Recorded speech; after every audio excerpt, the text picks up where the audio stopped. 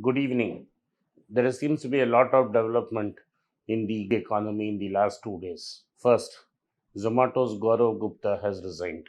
Gaurav Gupta joined Zomato 6 years back and kept rising through the ranks till he was finally elevated as a founder, which meant he would have got lot of stake before the company went public. Gaurav Gupta was supposed to have brought a lot of new innovations into Zomato.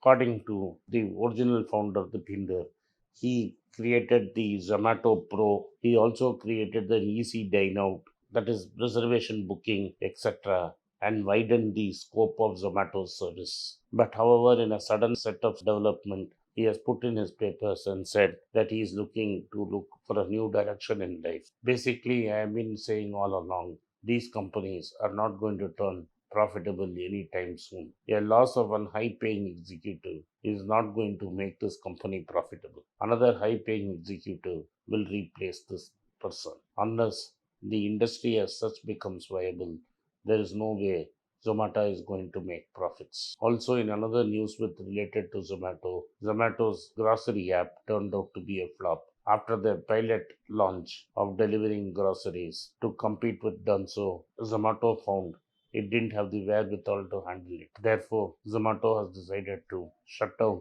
the grocery delivery service. The another announcement came from the GST Council. The GST Council has said that apps like Zomato and Swiggy will be brought under the GST. As of today, they are now aggregating money from the customer, charging them 5% GST, and in turn asking the company, which acts as a tax collector, to pay the money to the restaurants. And the restaurants are supposed to file the GST returns. What has now transpired, according to the GST officials, most eateries which thrived during these lockdowns are not registered under GST and therefore have not paid their GST. The GST Council estimates that loss of business is to the tune of 2000 crores. That is, when ordering online became fashionable, nearly 2000 crores worth of GST funds collected by Swiggy and Zomato did not come back to the state coffers, but instead, most of these eateries had started new and were mom and pop stores and therefore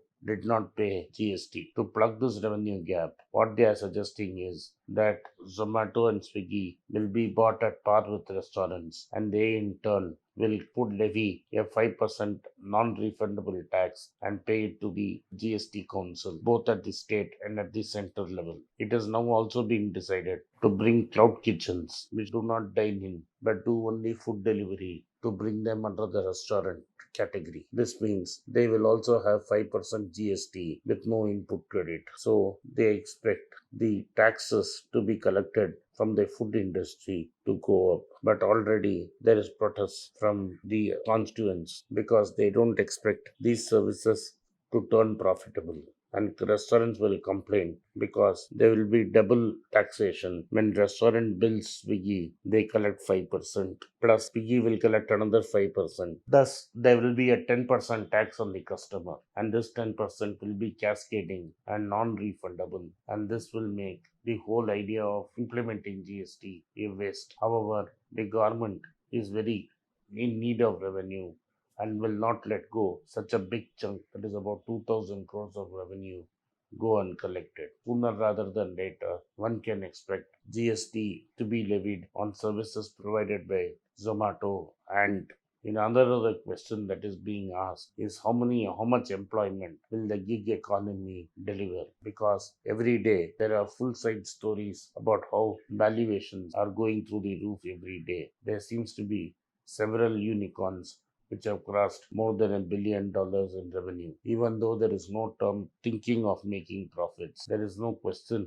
of making profits. These companies will not add much value to society. Also, the gig economy does not add a lot of high paying jobs. What the gig paying economy does is only give a lot of people jobs who are delivering food articles and also being part-time cab owners. The problem is the people who work in the delivery for Zomato and Swiggy feel that they are not making enough money and customers are not tipping them enough and therefore asking for greater help and regulation from the government. They wanted to be treated like employees in spite of Zomato and Uber and Swiggy now refusing to do so. Unless they do that, you will not see any permanent employment coming out of Swiggy and Zomato. When we talk about employment, another news that has come out is Ola Electric, an associate company of Ola Mobility,